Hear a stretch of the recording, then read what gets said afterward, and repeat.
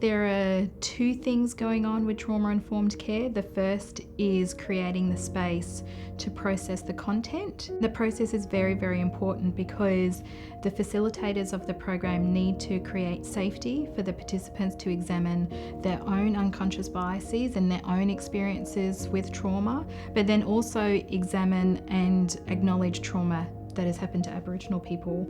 They're hurting, they're in pain. It's what they call psych ache. It's a deep feeling where it needs to be removed. There is transgenerational trauma, and that is complex trauma. It affects the whole being, right from your psychology, your physical being, your emotional being able to regulate your emotions. It compromises good decision making. It also compromises behaviour and how we behave in the world, how we relate in the world, and how we connect socially as social creatures. So it impacts our whole being. For people with complex trauma, generally that happens in childhood. As children are growing up, they are experiencing these traumatic experiences that is compromising their development. It's impacting how their brain is being shaped, and also how their system and their body is developing. And later in life, it can lead to chronic disease. As a trauma-informed organisation, it's recognising that complex trauma, particularly in Aboriginal people and in my people, with colonisation and the policies that has happened throughout colonisation, knowing that historical context, how that might then impact a client coming in to my service. Knowing this, how do I then need to change or inform my practice so that I'm aware of those triggers, and how can I resist further traumatisation?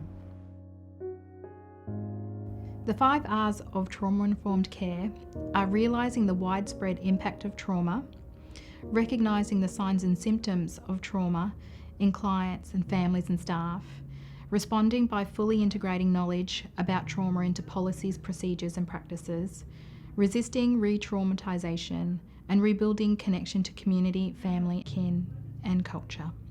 Trauma-informed care looks like a relationship where they feel heard and seen and responded to in a culturally appropriate way. The service providers have to listen.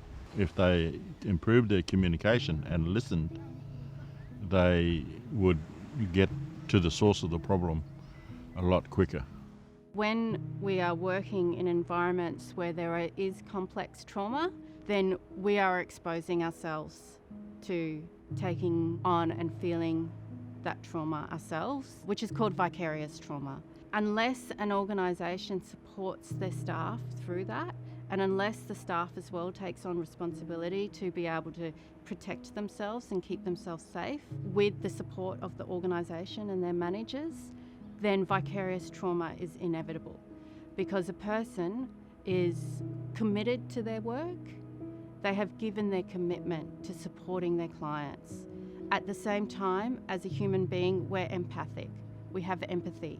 If we're going to be working with clients who have complex trauma, without us putting in mechanisms to keep ourselves safe and keep ourselves well, we will start to take on and start to feel that trauma of our clients. And it's really, really serious. And this is why we do have a lot of burnout. It changes the way we think. It changes the way we perceive the world. So we will start to see the world as being unsafe and start to see the world in the same light that our clients might see the world. So it's very serious to have those supportive mechanisms in place to keep ourselves well. Go on a learning journey of what has happened to Aboriginal and Torres Strait Islander people in Australia, and really try to see things through our eyes and to understand that what had happened a couple of hundred years ago is still happening today in different forms.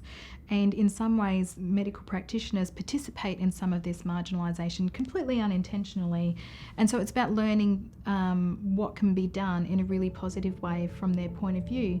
And it could be as simple as medication compliance. So you could have somebody somebody in a community that is really struggling to keep up with their medication, and instead of being punitive about it, which would probably be the process that a doctor would follow, it would be about collaborating with the community and finding out how you can support that person to have some kind of medication compliance, or develop a backup plan about what's going to happen to support them to be safe. That's a really big responsibility on the half of the facilitators, that the actual learning about the truth about colonisation and the truth about the effects of trauma on Aboriginal people that has been handed down through generations, and what that looks like today. I think there's a bit of a difference between what health professionals see as trauma and the experience of people in the community. There's a lot of healing that needs to be done on a community level as well as an individual and family level.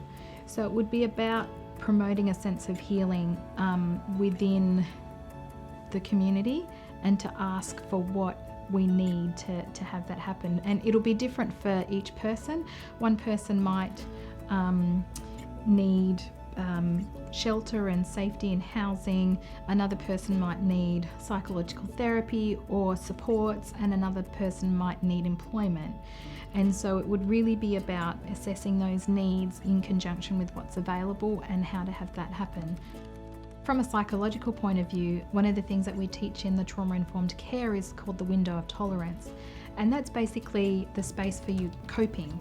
The smaller the window of tolerance, the easier you can be pushed out of it. So you can be hyper-aroused and you can be hypo-aroused. And that can have different consequences for a person. And so one of the objectives of our training is to widen the window of tolerance so you can cope with more things. Trauma-informed care is about marrying the two so that the person attending the training actually gets a felt, lived experience of what it's like through Aboriginal eyes, and the felt experience of trauma and what that looks like today. Trauma-informed care is about what to do about it. So there's a big journey about learning about it, experiencing, and then what to do about it and how to work in collaboration with community for healing. Traditional healing accesses the very core of your DNA, and DNA is everywhere. It's accessible through the traditional vibrations, energy work. It gets to the core of where the psyche is. It's supporting a person through the stages and phases of their healing journey. It's not linear. It's about taking the time, developing safety, and developing trust and relationship with that client.